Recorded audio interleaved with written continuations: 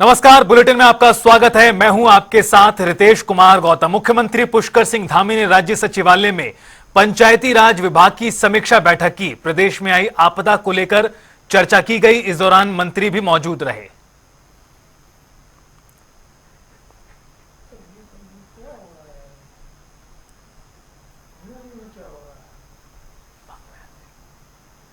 तो आपको बता दें कि लगातार उत्तराखंड में जो बारिश हो रही है उसकी वजह से कई इलाकों में बाढ़ की स्थिति है। लगातार आ रहा ऊपर से पानी लोगों की मुश्किलें बढ़ाने का काम कर रहा है। प्रदेश के तकरीबन कई जिलों में इस वक्त स्थिति बहुत ज्यादा खराब है। खासतौर पर पहाड़ी इलाकों में लोगों का जीना पूरी तरह से मुश्किल बना हुआ है। इस बीच बड़ी बैठक करते हुए मुख्यमंत्री पुष्कर सिंह धामी ने आज समीक्षा की है, तमाम चीजों को लेकर ताजा जानकारी हासिल की है और इस दौरान अन्य अधिकारियों के साथ मंत्री भी सतपाल महाराज मौजूद रहे हैं। आपको बता दें कि लगातार हो रही बारिश की वजह से कई रास्ते बह गए हैं, कई पुलों को नुकसान पहुंचा है, सैकड़ों की संख्या में घरों को भी नुकसान पहुंचा है, जिसकी वजह से काफी ज्यादा उथल पुथल की स्थिति इस वक्त प्रदेश में बनी हुई है चारों तरफ।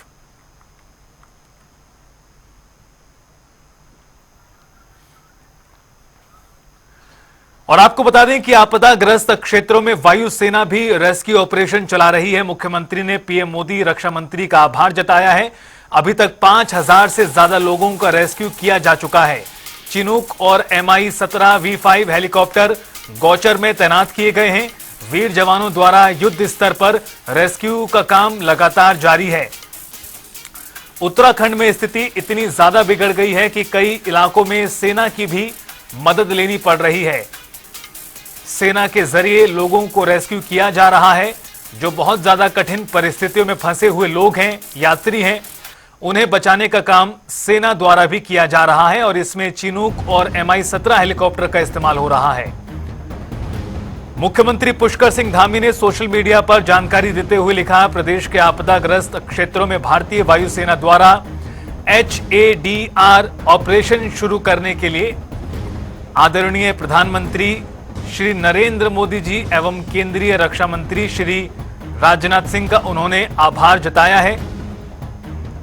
इसके अलावा भारतीय वायुसेना द्वारा चिनूक और MI-17 V5 हेलीकॉप्टर को गौचर में तैनात किया गया, ये उन्होंने जानकारी दी। निश्चित रूप से इससे आपदाग्रस्त क्षेत्रों में रेस्क्यू ऑपरेशन में तेजी आई है। साथ ही साथ सीएम ने लिखा, हमारे वीर जवानों द्वारा युद्ध स्तर पर रेस्क्यू का काम जारी है। अभी तक 5000 से ज्यादा लोगों को सकुशल सुरक्षित स्थान पर पहुंचाने का काम पूरा हो चुका है। मुख्यमंत्री पुष्कर सिंह धामी ने सोशल मीडिया के जरिए जानकारी दी किस तरह से जो केंद्र सरकार है या फिर भारतीय वायुसेना है वो इस मुश्किल हालात में किस तरह प्रदेश सरकार के साथ मिलकर जो फंसे हुए लोग हैं उनको बचाने का काम कर रही है। बारिश से क्षतिग्रस्त केदारनाथ के पैदल रास्ते में फंसे श्रद्धालुओं को निकालने के लिए बचाव अभियान जारी है। वहीं भारतीय वायुसेना के चिनूक और MI-17 हेलीकॉप्टर को भी इसमें अब शामिल कर लिया गया है। अधिकारियों ने बताया कि सुबह MI-17 के जरिए 10 श्रद्धालुओं को गौचर हवाई पट्टी पर पहुंचाया गया। बता दें कि बुधवार रात अतिवृष्टि और बादल फटने के कारण लिंचोली, भीमबली, घोड़ा पड़ाव और रामबाड़ा सहित कई स्थानों पर मार्ग पूरी तरह से क्षतिग्रस्त हो चुका है। Considering the monsoon season, you could see the weather is not totally clear. It sometimes it opens up and sometimes it closes. So we have to keep a very close eye how the weather is there inside the valley. Considering that, we have launched one sortie in the morning in which one Mi-17 V5 has successfully carried out a rescue of 15 personnel, and we have inducted close to 9 NDRF personnel into the Kedarnath helipad. Second, Chinook has attempted, but because of bad weather, it has to abort its mission and came back. And now again we got an opportunity that the weather is opening up. We are again making one more attempt, and we will keep continuing trying, keeping all safety in mind to safeguard all the people, at the same time keeping the safety of the aircraft and its occupant also as a prime importance. प्रदेश में कई जिलों में बादल फटने के मामले सामने आए हैं, जिसकी वजह से लगातार तबाही जारी है और इसमें कई लोगों की जान भी चली गई। वहीं इस पर कांग्रेस राष्ट्रीय महासचिव प्रियंका गांधी वाड्रा ने भी दुख जाहिर किया। उन्होंने सोशल मीडिया प्लेटफॉर्म पर लिखा, उत्तराखंड में भारी बारिश और बादल फटने के चलते कई लोगों की मृत्यु का समाचार अत्यंत दुखद है।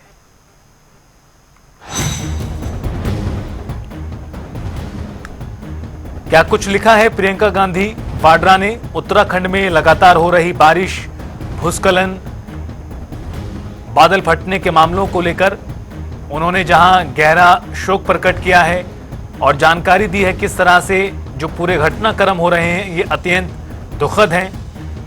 ईश्वर दिवंगत आत्माओं को श्री चरणों में स्थान दे, शोक संतप्त परिजनों के प्रति मेरी गहरी संवेदनाएं।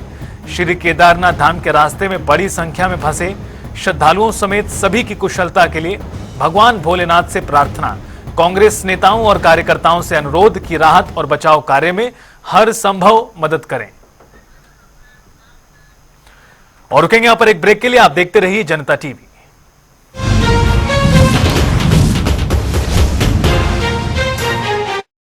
हम हरियाणवी अब 100% धुआं मुक्त रसोई में खाना बनाते हैं।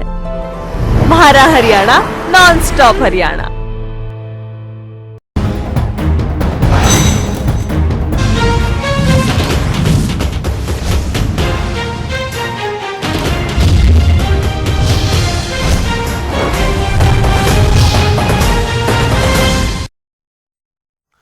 ब्रेक के बाद एक बार फिर आप सभी का स्वागत है। बुलेटिन में आगे बढ़ेंगे। उधर आपको बता दें, नैनीताल के खूपी गांव में अब बड़ा खतरा मंडरा रहा है। दरअसल खूपी गांव में जोशीमठ जैसे हालात बनते नजर आ रहे हैं। कई घरों में दरारें पड़ने के मामले सामने आए हैं।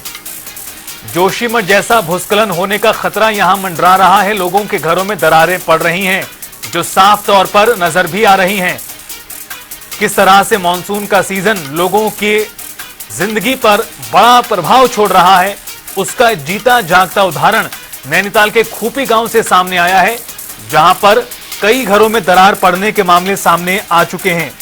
आपको बता दें कि केदारनाथ में अभी तक कई लोगों की जान जा चुकी है। लगातार हो रही बारिश, बादल फटने की घटनाओं, भूस्खलन के तहत और अब इस बीच नैनीताल के खूपी गांव से ये बेहद ही डरा देने वाली खबर सामने आई है, जहां पर लोगों के घरों में दरारें पड़ रही हैं। गौरतलब है कि पिछले साल जोशीमठ में इसी प्रकार के हालात बने थे, जब काफी ज्यादा संख्या में घरों में मोटी मोटी दरारें पड़ गई थी। कई घरों को उस वक्त गिराना पड़ा था, लोगों को एक स्थान से दूसरे स्थान पर पहुंचाना पड़ा था। अब ऐसे में खूपी गांव में भी जोशीमठ जैसा भूस्खलन होने का खतरा मंडरा रहा है। लोगों की चिंताएं बहुत ज्यादा बढ़ गई हैं। तस्वीरें देखिए, इस घर को देखिए, साफ तौर पर दरारें दीवारों में नजर आ रही हैं। समस्या तो भूस्खलन हर साल ही हो रखा है। रात को सो नहीं पाते हैं हमें, क्या कहते दरारें आ रही है बहुत ज्यादा, और जिस वजह से बच्चों को भी हमको भी खतरा है। मतलब बाकी परेशानियों का, दिक्कतों का बहुत ही सामना करना पड़ रहा है। शिकायत कर रखी है। बीच में एसडीएम साहब भी आए थे और कमिश्नर साहब भी आए थे, हाँ, दीपक रावत जी। उन्होंने भी कहा कि आप अब विस्थापन चाहते हैं, तो हमने कहा सर हम तो चाहते ही नहीं करके। अब और से मतलब सर कोई तो मतलब कोई जाना चाह रहे, कोई नहीं जाना है, लेकिन हमको तो बहुत खतरा है, इसलिए अगर हमारा हो सकता है विस्थापन तो हम जाएंगे। हमारे लिए तो बहुत ही ज्यादा खतरा है सर। ये दरारें देख लीजिए, पीछे से इतनी भयंकर दरारें आ गई है। किसी समय ज्यादा बारिश में हमें बहुत ज्यादा डर लगता है। किसी समय भी मतलब टॉयलेट बाथरूम तो हमारा गड्ढा पूरा चला गया, एक खेत पूरा चला गया, टॉयलेट हवा में ही है बिल्कुल। मांग सर विस्थापन, हम तो पिछली बार भी कमिश्नर साहब भी आए थे, जो भी आता है हम तो विस्थापन के लिए कह रहे हैं। क्या ट्रीटमेंट कराया जाए तो अपनी निगरानी में कराया जाए, ट्रीटमेंट तो होता नहीं है कुछ भी वहाँ पर। तरह बहुत ज्यादा है सर यहाँ पे। रात को मतलब डर डर के रहता है और सोते नहीं है हम। रात भर बाहर ही देखने में रहते हैं, और लाइट चल जाए तो फिर तो हालत खराब हो जाती है। उत्तराखंड में तेज बारिश के कारण चारों तरफ तबाही का मंजर साफ नजर आ रहा है। वहीं रुद्रप्रयाग में आई आपदा के बाद रेस्क्यू अभियान भी जारी है। इस पर जानकारी देते हुए पुलिस उपाधीक्षक गुप्तकाशी हर्षवर्धनी सुमन ने बताया कि रेस्क्यू का काम जारी है। अलग अलग स्थानों पर फंसे यात्रियों को बचाया जा रहा है। मैं आप सभी से अनुरोध करती हूँ कि जितने भी यात्री हमारे यहाँ बारिश के कारण प्रभावित है, वो सभी सुरक्षित जगह में हैं, और जगह जगह पर हमारा रेस्क्यू प्रोग्राम चल रहा है। आप देख रहे हैं लिंचोली में, भीमबली में, गौरीकुंड में, जंगल चट्टी में और सोनप्रयाग क्षेत्र में भी हमारा कंटिन्यूसली हमारा रेस्क्यू प्रोग्राम चल रहा है। जगह जगह से हमने कल भी 3-4 हज़ार के करीब यात्रियों को हमने निकाला था। आज भी हमारा ये कंटिन्यू चल रहा है प्रोग्राम, और जगह जगह पर अभी भी कई जगह पे लैंडस्लाइड हो रहा है, पर हमारे सभी यात्री जो है सुरक्षित स्थानों में हैं, उनको फूड पैकेट्स आदि प्रोवाइड कराए जा रहे हैं। तो मैं आप सभी से अनुरोध करूंगी कि अगर आपके कोई परिचित जो आपसे जिनसे आप कांटेक्ट नहीं कर पा रहे, उनका जो आप नंबर नाम हमारे डिस्ट्रिक्ट कंट्रोल को नोट करवाइए। हमारा जो आकस्मिक हमने जो इमरजेंसी नंबर दिया है उसमें अपना डिटेल शेयर करें, और आपके सभी जितने भी यात्री हैं सब सभी सुरक्षित हैं, उनको प्रॉपर खाना मिल रहा है, और किसी भी तरह की भ्रामक सूचनाएं सोशल मीडिया में प्रसारित ना करें।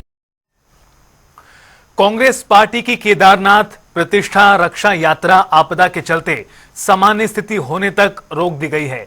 राहुल गांधी के दिशा निर्देश पर प्रदेश कांग्रेस कमेटी के अध्यक्ष करण माहरा ने यात्रा स्थगित करने का ऐलान किया। बीजेपी की ओर से कांग्रेस पर यात्रा की शुरुआत से ही जुबानी अटैक हो रहा था। अब यात्रा स्थगित होने के बाद यह हमला और भी तेज हो गया है। कांग्रेस आगामी चुनाव को दृष्टिगत रखते हुए इस प्रकार की ओछी राजनीति कर रही है, और केदारनाथ जी के लिए, श्री बद्रीनाथ जी के लिए एक बड़ा प्रोजेक्ट देश के प्रधानमंत्री श्री नरेंद्र मोदी जी के द्वारा प्रारंभ किया गया है। उसमें बहुत तेजी से काम चल रहा है, और उत्तराखंड में धामों की स्थिति को सुधारने के लिए केंद्र की सरकार भी गंभीर है, राज्य सरकार भी गंभीर है। अब केवल केदारनाथ विधानसभा का चुनाव होना है, स्थानीय निकाय चुनाव होने हैं, इसलिए केवल केदारनाथ के को विषय बना करके, केदारनाथ के विषय को हाईलाइट करके वो राजनीति करना चाहते, जबकि कांग्रेस की हकीकत तो यह है कि वो सनातन को समाप्त करना चाहती है। उन्होंने राम के अस्तित्व को स्वीकार नहीं किया, तो वो केदारनाथ जी को के अस्तित्व को किस प्रकार से जो है बखान कर रहे हैं, ये मेरी समझ से परे है। निश्चित रूप से कांग्रेस की यात्रा पर नहीं, सैर सपाटे पर निकली थी, बड़े बड़े होटलों में और स्विमिंग पूलों में स्नान कर रही थी, आनंद ले रहे थे उनके नेता यात्रा के नाम पर, और नाम केवल भगवान का ले रहे थे। भगवान की प्रतिष्ठा पूरे विश्व के अंदर पहले से ही है, भगवान केदारनाथ जी की ज्योतिर्लिंग है, तो कांग्रेस पार्टी जैसे लोग उसकी प्रतिष्ठा बचाने जैसा शब्द प्रयोग कर रहे हैं, तो मुझे लगता है कि ये आसमान पर थूकने जैसी बात है। इसलिए भगवान ने भी सोचा कि इन पापियों के लिए आने के लिए कोई स्थान नहीं है, इसलिए वो वहां तक नहीं पहुंच पाए। और घटिया बयान है विनोद सोयाल से, इससे ज्यादा की मैं अपेक्षा भी नहीं कर सकती थी। विनोद सोयाल ने एक तो कांग्रेस पर आसमान में थूकने का आरोप लगाया है कि केदारनाथ प्रतिष्ठा रक्षा यात्रा कांग्रेस में आसमान में थूकने के समान है, और दूसरा उन्होंने कहा कि बाबा केदार भी नहीं चाहते थे कि ये कांग्रेसी उनके दर्शन करें, क्योंकि इनका मन साफ नहीं है, इसलिए उन्होंने आपदा ला दी। तो इसका मतलब ये जो तमाम लोग मर रहे हैं आपदा में, बादल फटने की खबर आ रही है, केदार घाटी में जगह जगह मार्ग जो है पूरी तरह से नेस्त नाबूद हो गए।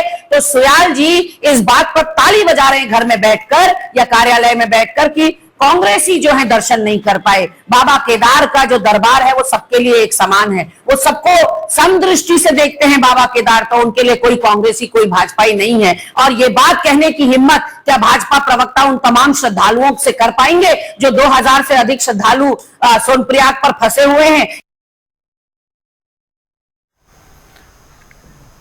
तो वहीं बारिश के चलते नैनीताल जिले में 2 स्टेट हाईवे समेत कुल 11 सड़कें बंद पड़ी हैं। इसके बावजूद स्टेट हाईवे 41 रामनगर हल्द्वानी पर वैली ब्रिज बनाने का काम शुरू हो गया है, और इस पर जानकारी देते हुए कुमाऊं कमिश्नर ने कहा, लोक निर्माण विभाग के अधिकारियों को वैली ब्रिज का काम जल्द से जल्द पूरा करने के लिए कहा गया है। साथ ही उन्होंने कहा कि फिलहाल सबसे पहली प्राथमिकता बंद पड़ी सड़कों को खोलना है, लेकिन परिसंपत्तियों के नुकसान का आकलन भी जल्द से जल्द किया जाए।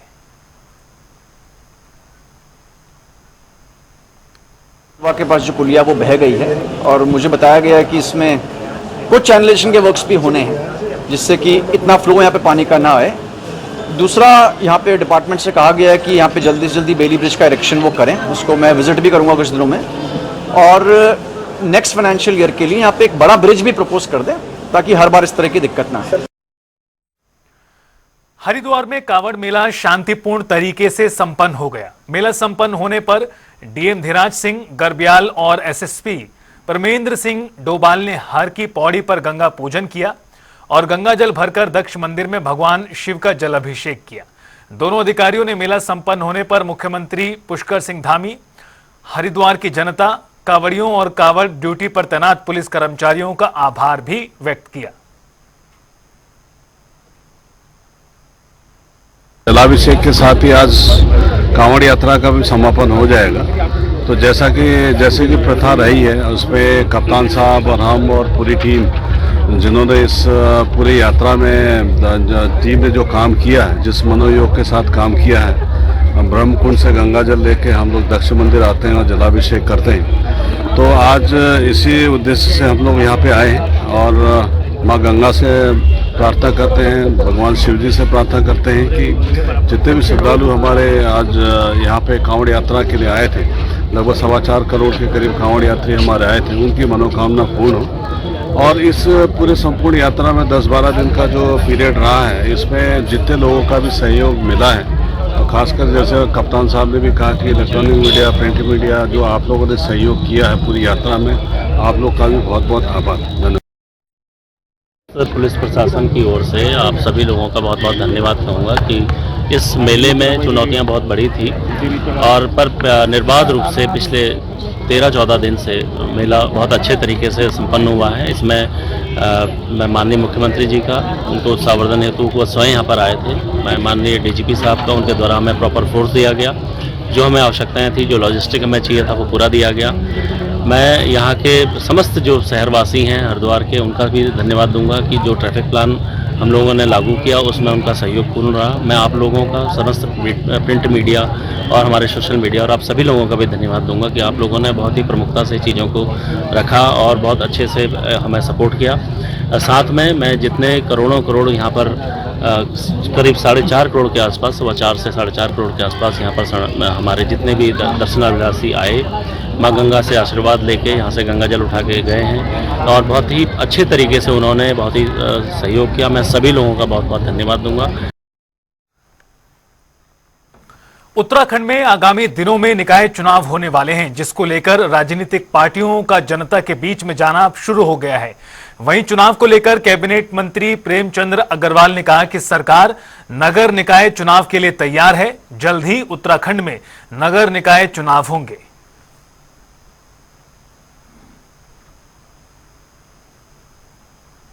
ये बहुत प्रमुख है, मैं अनेकों बार कहा है, मैं आज भी दोहरा रहा हूं। सीमांकन की प्रक्रिया और उसके बाद आरक्षण की प्रक्रिया के बाद हम चुनाव कराने की स्थिति में होंगे और सरकार पूरी तरह से तैयार है।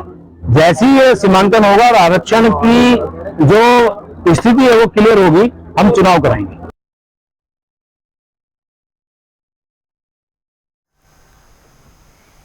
प्रदेश सरकार आम जनता की सुविधाओं को बेहतर बनाने के लिए लगातार काम कर रही है। इसके साथ अब प्रदेश की धामी सरकार मेट्रो परियोजनाओं को धरातल पर उतारने की कवायद में जुट गई है। वहीं वित्त मंत्री प्रेमचंद अग्रवाल ने बताया कि अब राज्य सरकार इस परियोजना पर फिर से काम कर रही है।